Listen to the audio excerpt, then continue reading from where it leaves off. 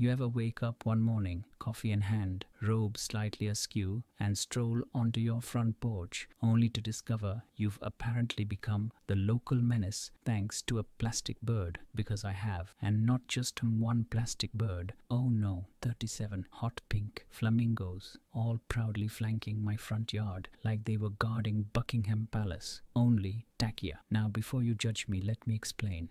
I'm retired, divorced, and living in a neighborhood where the biggest excitement is whether Ralph from 3 doors down mowed his lawn in horizontal or vertical stripes this week. The flamingos, they were my joy, my art, my rebellion against the beige tyranny of suburbia. But apparently, one woman took offense. HOA Kerren, the self-appointed dictator of Whispering Pines Homeowners Association, self-proclaimed queen of community standards, and the human equivalent of a paper cut dipped in lemon juice. She wasn't always this bad, I'll admit. When I first moved in, Kerren welcomed me with a stale bundt cake and an HOA pamphlet thicker than my divorce papers. I smiled, nodded, and filed it under trash with great enthusiasm. We coexisted peacefully until the day the first flamingo arrived. His name was Eduardo. He was elegant, fabulous, and looked positively majestic beneath my crepe myrtle. Kerren spotted Eduardo during her morning community inspection, which is HOA speak for snooping, while power walking in orthopedic shoes, and her face contorted like she'd swallowed a lemon whole. 2 days later, I received a formal notice. Violation 14B. Unapproved decorative items visible from street. I laughed, placed the notice under Eduardo's wing like a badge of honor, and went straight to the lawn decor shop to buy him a friend. And just like that, a revolution was born. With every notice Kerren sent, I added another flamingo, Eduardo, then Gloria, then Roger, then twins named Carl and Carla. I wasn't just decorating, I was protesting. And with every neon bird, Kerren's rage grew. Soon the flamingo colony reached critical mass. Neighbors started noticing. Some chuckled, others applauded. My flamingos became the unofficial mascots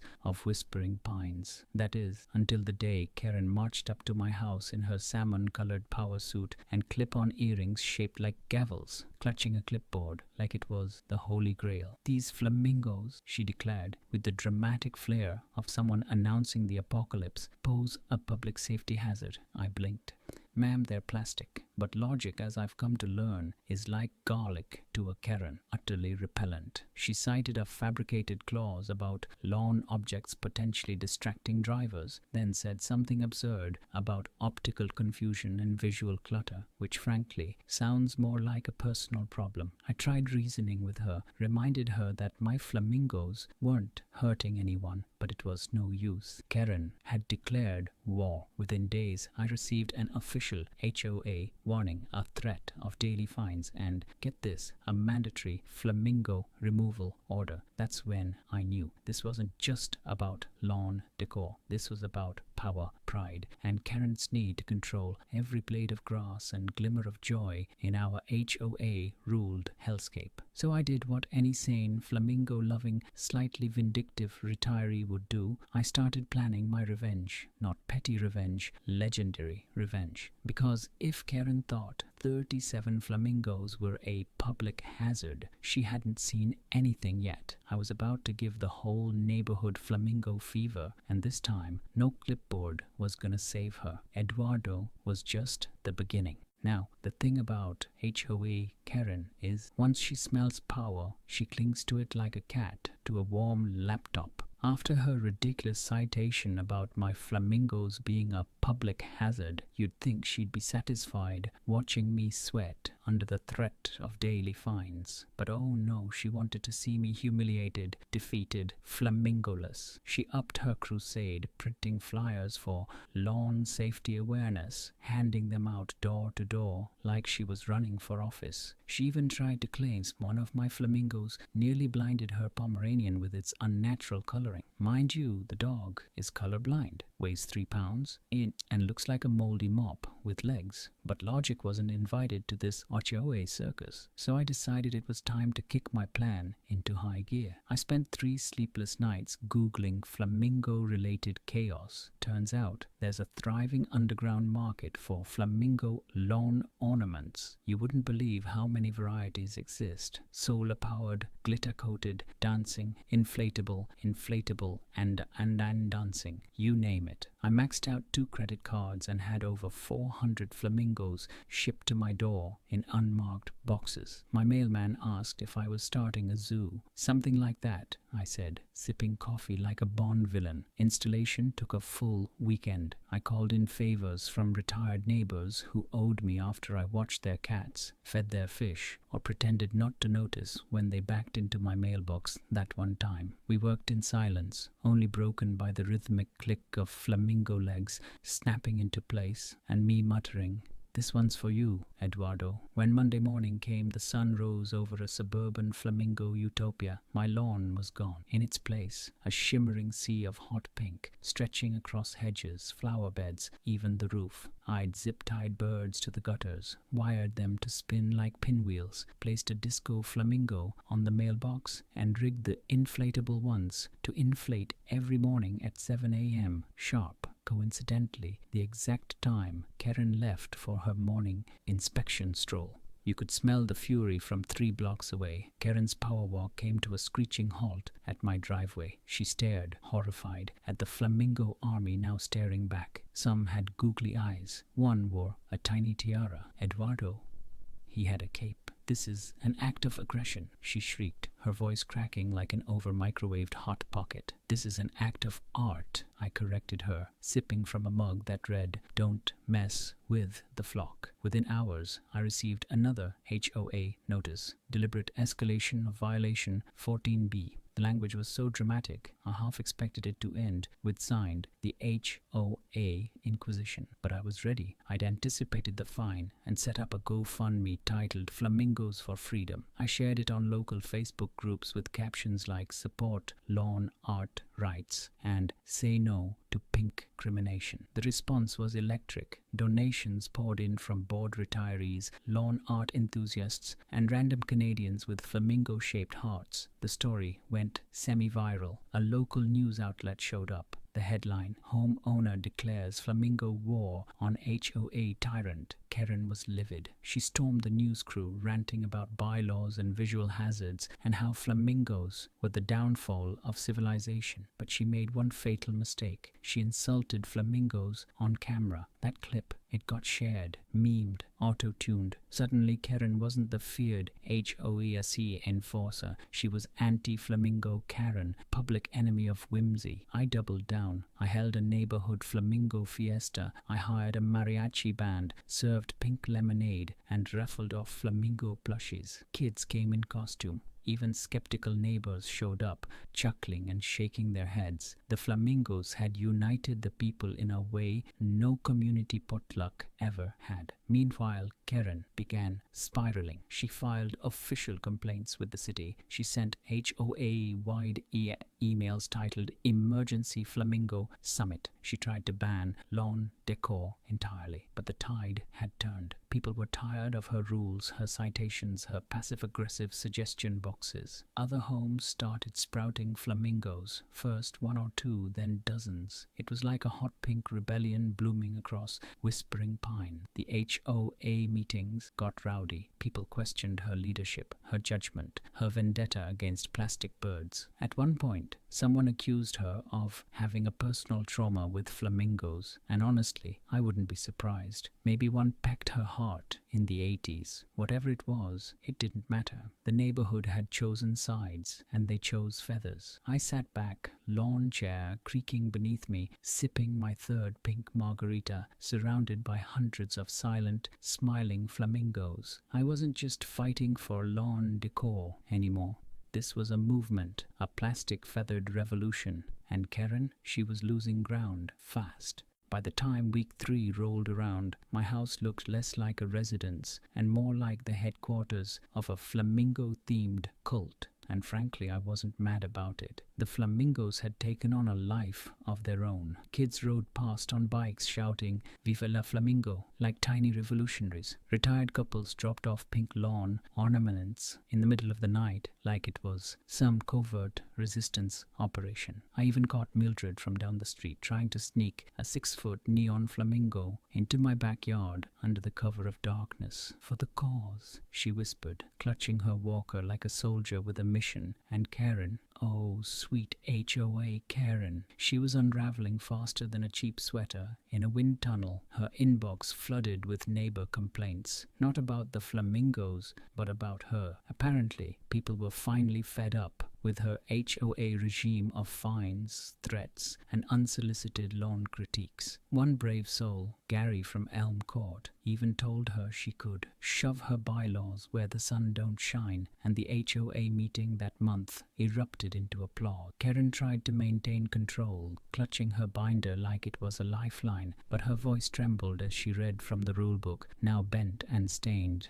with rage, tears. "This is a violation of Section 14B, she screeched again, like some deranged parrot. But it didn't land, like it used to. People rolled their eyes, some openly laughed. Even her own vice chair, a quiet woman named Janine, who always brought deviled eggs to potlucks, turned against her. "Kerren," Janine sighed, "they're just plastic birds. Let it go." But Kerren couldn't let it go. Her vendetta had metastasized into something personal, something desperate. That's when she made her biggest mistake yet. She tried to get the city involved. I came home one afternoon to find a code enforcement officer parked in my driveway, staring slack-jawed at the pink sea before him. He was young, maybe 25, clearly not ready for this level of suburban madness. "Ma'am," he said, squinting through aviator sunglasses, "I got a report of a flamingo situation." I handed him a lemonade and a pair of flamingo-shaped sunglasses. "Welcome to the front lines, kid." Turns out there was no actual city ordinance against lawn ornaments. The best he could do was write a friendly suggestion, which I promptly used as a coaster. When he left, I gave him a plush flamingo named Barry. He laughed all the way to his car. Kerren was furious. She sent another HOA-wide email, this one all in caps, accusing the neighborhood of descending into decorative chaos and warning that if we didn't restore order, property values would plummet into the abyss. The reply thread was a masterpiece. Neighbors responded with flamingo memes, pun-filled retorts, and one person even photoshopped Kerren riding a flamingo like a bucking bronco with the caption, "HOA sheriff loses control of town." It was glorious. But I wasn't done. No, I wanted a finale, a showstopper, a flamingo-powered mic drop. So I started planning the Flamingo Palooza. It was part block party, part protest, part fever dream.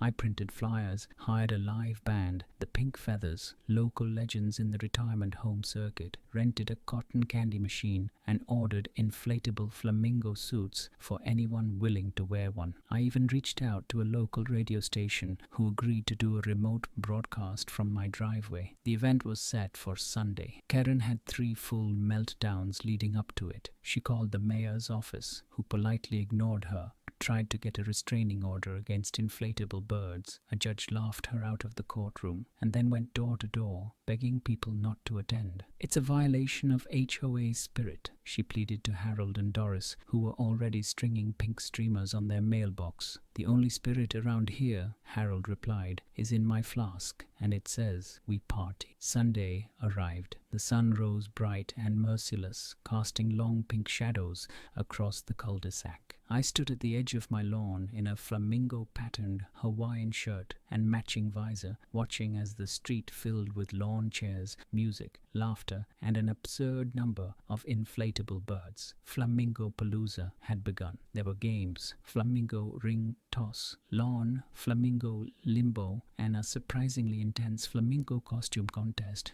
judged by Mildred and her 3 cats. There was a raffle for a life-size golden flamingo statue. The band played covers of Ata's hits, and the cotton candy machine turned everyone's tongues pink. It was beautiful. Kerren, of course, showed up. But not to participate. No, she came to document our descent into madness. She had her phone out, filming with the bitter energy of someone who's been publicly roasted one too many times. But then something incredible happened. A city councilwoman who'd heard about the event through the radio showed up. She wore a flamingo scarf, posed for selfies, and made a short speech about freedom of expression, even if it's tacky and plastic. The crowd roared. Kerren shrank. That was it. The shift. The final blow. Kerren realized that not only had she lost the battle, she'd lost the war, and the respect of the very people she thought she ruled. I watched her lower her phone, turn slowly, and walk back to her house, defeated. The Flamingos had won. It's funny how sometimes the loudest people vanish the fastest when they lose their audience. And that's exactly what happened with Kerren. After Flamingo Palooza, she disappeared, like a home goods candle in a blackout sale. One day, she was everywhere, writing citations in cursive fury, waving bylaws like medieval scrolls, and the next, poof, gone. Her HOA emails stopped. Her clipboard was never seen again.